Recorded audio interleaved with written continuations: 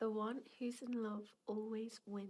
You carry that love that you feel from another person is actually you generating that specific feeling.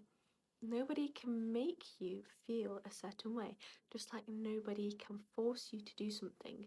It all comes from within. You choose to feel a certain way.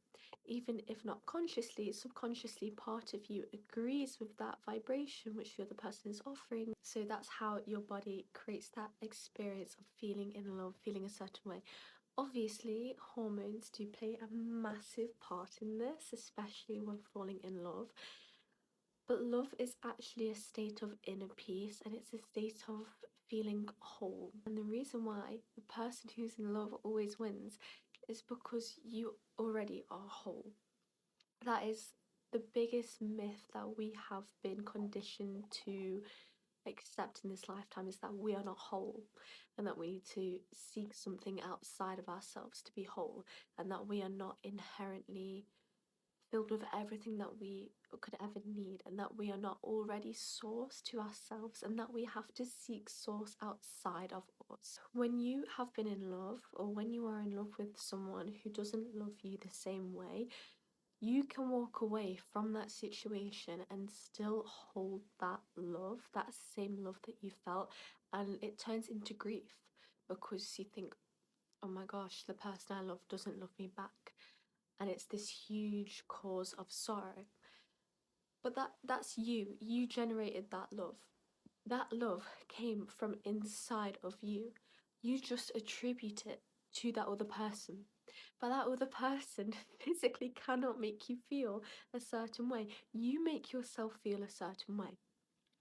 So once you realize that you are the creator of your own love and light, once you realize that you are your source to yourself, once you realize that you are whole, you can give yourself that love. And I know it sounds cheesy, and I know it's not egoically fulfilling. It's not egoically fulfilling to, you feel like you kind of failed. You sit with yourself like, oh, they don't love me, so I have to love myself now.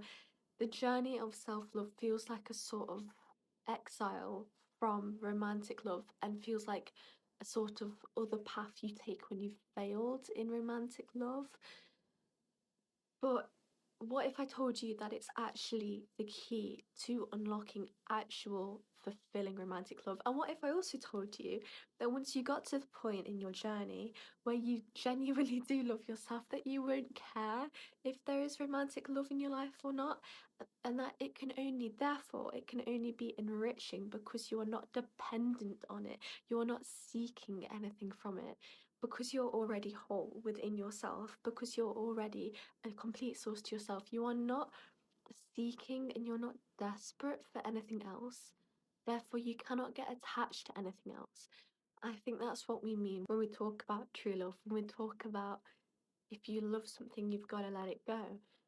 Because then you think, is it really love? Is it really selfless love? Is it really unconditional love? Or is it love based on that they give me something in return? Is it love based on the attachment that I have towards this person? So now this stage in life is about remembering that you are actually source to yourself and that you are actually whole. And to do that, you need to dismember the attachments that you already have.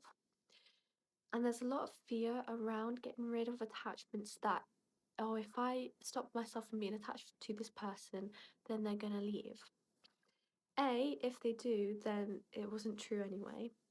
B, it can only liberate you and the other person if you're not attached to something anymore, because then it comes from a place of wholeness.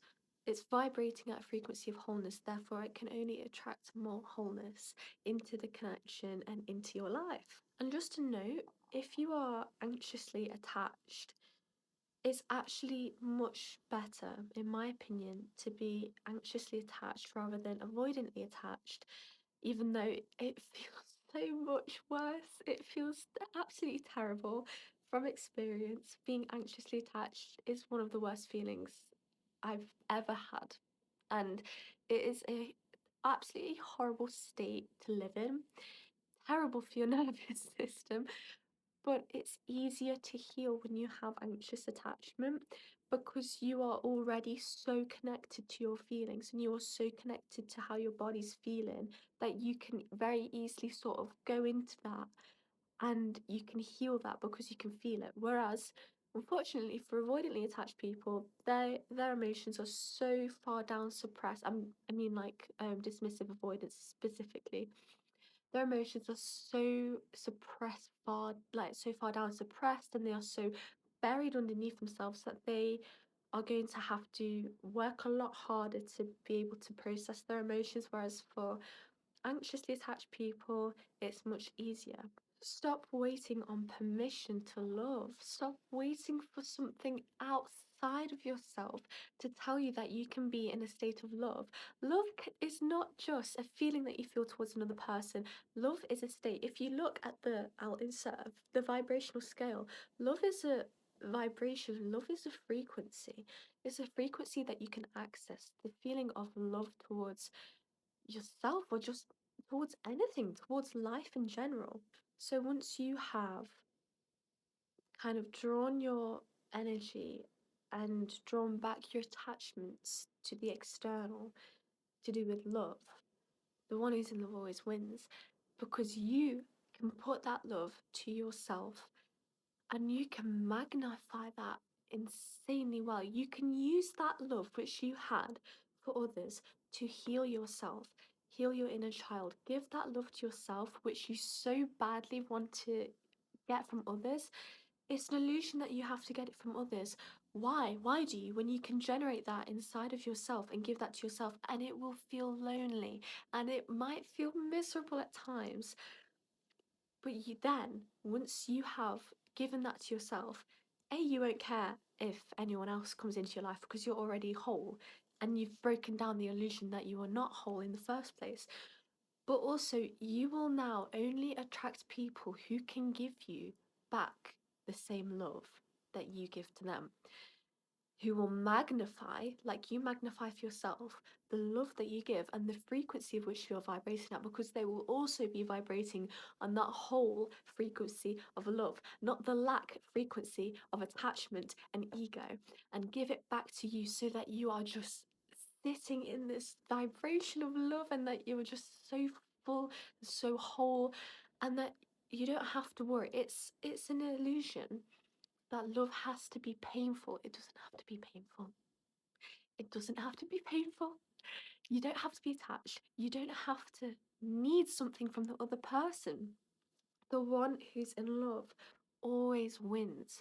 You have this, you have access to this incredible resource, this incredible amount of feeling, and you can alchemize that and you can put it where you want to put it, and you can just use that as a tool of transformation.